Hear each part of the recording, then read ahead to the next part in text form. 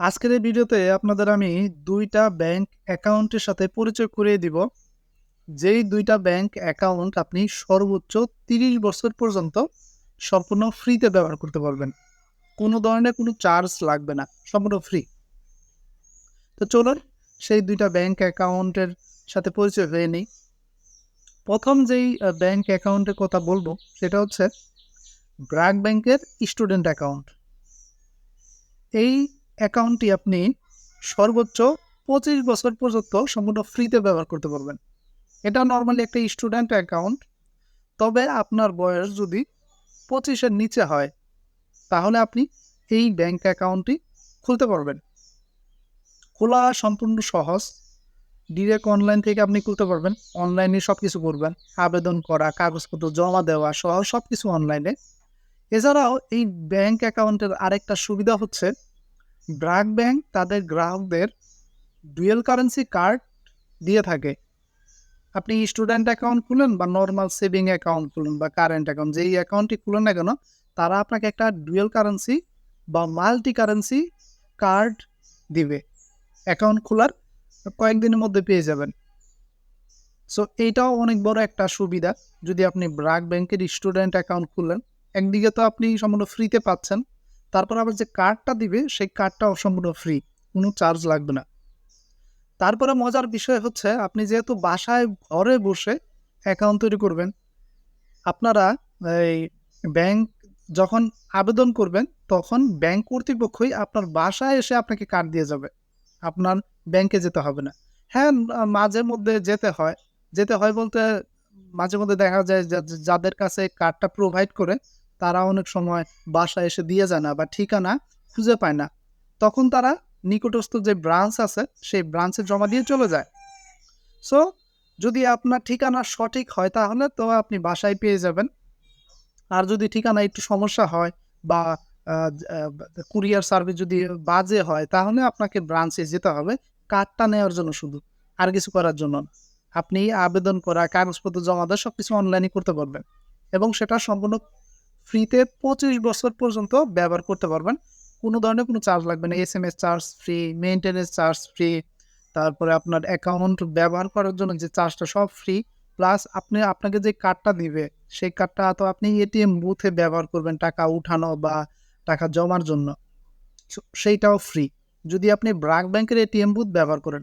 অন্য অন্য এটিএম বুথে যদি আপনি ব্যবহার করেন তাহলে আপনাকে 15 টাকা চার্জ দিতে হতে পারে, সম্ভাবনা বেশি। তবে আপনি যদি ব্র্যাক ব্যাংকের এটিএম বুথ ইউজ করেন তাহলে সেটা সম্পূর্ণ ফ্রি, তার মানে সব কিছুই ফ্রি। যাই হোক, এখন চলো দ্বিতীয় ব্যাংক অ্যাকাউন্টের সাথে আপনাদের পরিচয় করে দিই। দ্বিতীয় যে ব্যাংক অ্যাকাউন্টের কথা বলবো সেটা হচ্ছে ইসলামী ব্যাংকের স্টুডেন্ট অ্যাকাউন্ট। এটাও একটা স্টুডেন্ট অ্যাকাউন্ট, তবে ব্র্যাক ব্যাংকের স্টুডেন্ট অ্যাকাউন্ট থেকে এইটার সুযোগ সুবিধা আপনি বেশি পাবেন। সেগুলো কি? সেগুলো হচ্ছে ইসলামী ব্যাংকের স্টুডেন্ট অ্যাকাউন্ট যদি আপনি ক্রিয়েট করেন বা খুলেন তাহলে 30 বছর পর্যন্ত আপনি সম্পূর্ণ ফ্রিতে ব্যবহার করতে পারবেন। 30 বছর পর্যন্ত ফ্রি, কোনো চার্জ লাগবে না।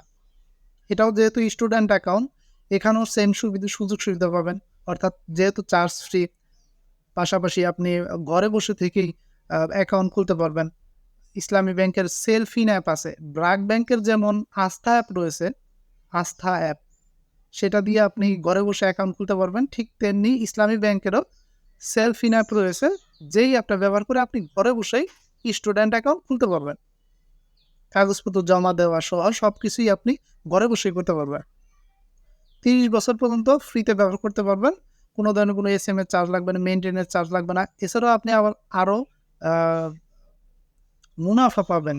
প্রতি 6 মাস অন্তর অন্তর ইসলামী ব্যাংক আপনার অ্যাকাউন্টে যদি দেখে যে একটা সমপরিমাণ ভালো একটা অ্যামাউন্ট রয়েছে তখন আপনাকে মুনাফা দিবে, সেটা আপনার অ্যাকাউন্টে যোগ হয়ে যাবে। সো আর যে সুবিধাটা পাবেন সেটা হচ্ছে যে এটিএম বুথ এই কার্ডটা ইউজ করবেন, ইসলামী ব্যাংকের এটিএম বুথে তো সম্পূর্ণ ফ্রি, কিন্তু অন্য সকল এটিএম বুথে আপনাকে সর্বোচ্চ 15 টাকা চার্জ দিতে হতে পারে। এটা লাগতে পারে ব্র্যাক ব্যাংকের মতনই। তবে আরেকটা অসুবিধা হচ্ছে, মানে ইসলামী ব্যাংকের আরেকটা অসুবিধা হচ্ছে আপনাকে ডুয়াল কারেন্সি কার্ড দিবে না। সিঙ্গেল কারেন্সি একটা কার্ড দিবে এবং সেটা ইনস্ট্যান্ট পেয়ে যাবেন। যখন আপনি আবেদন করবেন, যখন আপনার অ্যাকাউন্ট খোলা হয়ে যাবে, তখন আপনি ইনস্ট্যান্ট পেয়ে যাবেন। আপনার নামে একটা কার্ড ইস্যু হয়ে যাবে। আপনি ব্যাংকে গিয়ে সেটা আনবেন। সেটা আপনাকে বাসায় দিবেন না তারা। তাদের এই সিস্টেমে আপনাকে ব্যাংকে যেতে হবে। গিয়ে সেই কার্ডটা আপনি নিজের নামে নিতে পারবেন। সেটা হচ্ছে র‍্যাপিড কার্ড। আপনার নামে আ থাকবে, বাট আপনার নামটা ওই কার্ডে থাকবে না। যেহেতু ইনস্ট্যান্ট কার্ড, তবে কাস্টমাইজ কার্ড পেতে হলে আপনাকে আবেদন করতে হবে বা ব্যাংকে বলতে হবে যে আমার কাস্টমাইজ কার্ড লাগবে। তখন তারা ১ সপ্তাহ টাইম নিবে। তারপর আপনাকে কার্ডটা দিয়ে দিবে। আপনার নামে কাস্টমাইজ কার্ড চলে আসবে। সো এটাই হচ্ছে অসুবিধা। আর বাকি সকল সুযোগ সুবিধা তো বললামই আমি। ব্র্যাক ব্যাংক এবং ইসলামী ব্যাংক, এই ২ টার একটাই পার্থক্য, সেটা হচ্ছে ব্র্যাক ব্যাংক আপনাকে ২৫ বছর পর্যন্ত সম্পূর্ণ ফ্রিতে ব্যবহার করতে দিবে এবং ডুয়াল কারেন্সি কার্ড দিবে। আর ইসলামী ব্যাংক হচ্ছে ৩০ বছর পর্যন্ত আপনি সম্পূর্ণ ফ্রিতে ব্যবহার করতে পারবেন। পাশাপাশি আপনাকে সিঙ্গেল কারেন্সি একটা কার্ড দিয়ে দিবে। আর বাকি সকল সুযোগ সুবিধা আপনি সম্পূর্ণ ফ্রিতে ব্যবহার করতে পারবেন। লাইক ইন্টারনেট ব্যাংকিং, সেটাও সম্পূর্ণ ফ্রিতে ব্যবহার করতে পারবেন। এখন চলুন আপনাকে বলে দেই আপনি অ্যাকাউন্ট কীভাবে খুলবেন। অ্যাকাউন্ট খোলাই সহজ, একদম সহজ। আমি আগেও বলছি, এখনও বলতেছি।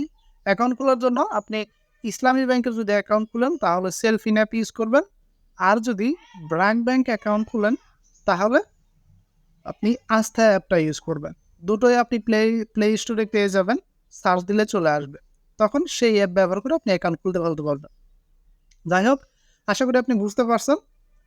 এখন যদি আপনার কোনো প্রশ্ন থেকে থাকে, তাহলে অবশ্যই নিচে কমেন্ট করে জানিয়ে দিবেন। আমি পরবর্তী একটি টিউটোরিয়াল তৈরি করব আপনার প্রশ্নের উত্তর নিয়ে।